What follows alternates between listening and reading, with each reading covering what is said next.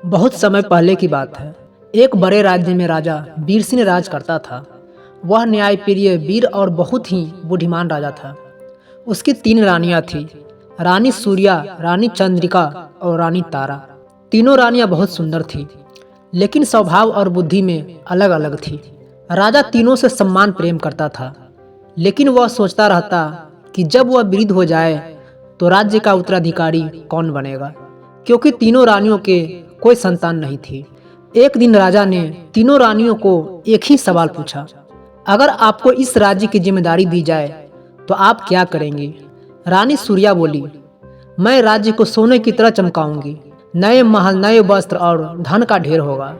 रानी चंद्रिका ने कहा, मैं राज्य में सुंदरता और कला को बढ़ाऊंगी, संगीत, चित्र और नृत्य को राजा की शान बनाऊंगी। रानी तारा ने मुस्कुराकर जवाब दिया, मैं राज्य के हर गरीब और असहाय को शिक्षा, खाना और न्याय दूंगी, ताकि यह राज्य वास्तव में महान बने। राजा मुस्कुराया। वर्षों बाद जब वह वृद्ध हुआ, उसने राज्य का उत्तराधिकारी रानी तारा को बनाया, क्योंकि एक राज्य को चमक और शोभा से नहीं, सेवा और न्याय से महान बनाया जा सकता है। रानी तारा ने जब राज्य की बागडोर संभाली तो सबसे पहले उसने राज्य भर की यात्रा शुरू की। वह छुपकर गांव में जाती, लोगों की बातें सुनती और उनकी ज़रूरतें समझती। कुछ ही महीनों में राज्य में कई बदलाव आने लगे। हर गांव में एक पाठशाला खोली गई, जहां बच्चों को मुफ्त शिक्षा मिलने लगी। अनाज के भंडार बनाए गए ताकि कोई भूखा न सोए। न्यायालयों में तुरंत न्याय मिलने लगा, चाहे अमीर हो या गरीब। रानी तारा ने राजकोष का प्रयोग बहुत समझदारी से किया। उसने राज्य को सेवाओं का स्वर्ग बना दिया। राजा वीर सिंह ने यह सब देखकर बहुत संतोष महसूस किया और कहा, मेरे जीवन का सबसे अच्छा निर्णय था तुझे अधिकारी बनाना। लेकिन इस बदलाव को देखकर रानी सूर्या और रानी चंद्रिका को जलन होने लगी। वे सोचने लगी, हम भी रानियां हैं, लेकिन अब सब तारीफ सिर्फ तारा की ही हो रही है। एक दिन उन्होंने मिलकर तारा को बदनाम करने की योजना बनाई। उन्होंने कुछ मंत्रियों को लालच देकर यह झूठी खबर फैलाई कि रानी तारा राज्य के धन का दुरुपयोग कर रही है। जब राजा वीर सिंह के कानों तक यह बात पहुंची कि रानी तारा पर धोखाधड़ी का शक है, तो उसे बहुत दुख हुआ। लेकिन वह एक न्यायप्रिय राजा था। उसने बिना पश्चाताप के मामले की जांच के आदेश दिए।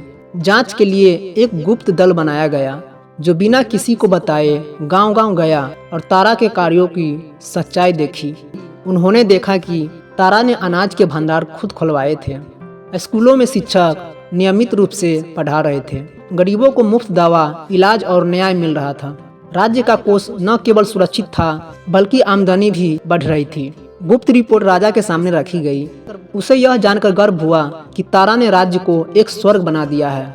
राजा ने सब दरबारियों और तीनों रानियों को राजसभा में बुलाया। वहां उसने पूरी जांच रिपोर्ट पढ़ी और सबके सामने रानी तारा की प्रशंसा की। फिर उसने सबके सामने पूछा कि झूठी खबर किसने फैलाई थी। पहले तो चंद्रिका और सूर्या चुप रही, लेकिन जब राजा ने मंत्रियों को बुलाकर पूछताछ की, तब सच्चाई सामने आ गई। दोनों रानियों ने शर्मिंदा होकर सिर झुका लिया। रानी तारा ने उन्हें क्षमा कर दिया और कहा, हम एक ही परिवार हैं। राज्य तभी मजबूत होगा जब हम एकजुट रहेंगे। जलन से नहीं, सेवा से नाम होता है। राजा ने तारा को अधिकारी रूप से महारानी और राज्य संरक्षक की उपाधि दी और कहा, जिसमें सेवा का भाव है वही सच्चा शासक है। अंत में राज्य वर्षों तक समृद्ध, शांत और खुशहाल बना रहा, रानी तारा की नीतियों और प्रेमपूर्ण शासन के कारण। तो दोस्तों, इस छोटी सी कहानी से यह सीखने को मिलती है कि सच्चाई को कभी छुपाया नहीं जा सकता। जलन से नहीं, कर्म से पहचान बनती है। जो दूसरों की भलाई सोचता है वही सबसे बड़ा होता है। तो आप लोगों का ये कहानी कैसी लगी, तो आप लोग कमेंट में ज़रूर बताइएगा। और कहानी अच्छी लगी तो एक लाइक ज़रूर कीजिएगा और ज़्यादा से ज़्यादा वीडियो को शेयर ज़रूर कीजिएगा। तो फिर मिलते हैं एक नेक्स्ट स्टोरी के साथ। तब तक के लिए आप सभी को, हमारा स्टोरी सुनने के लिए आप सभी को दिल से बहुत बहुत धन्यवाद।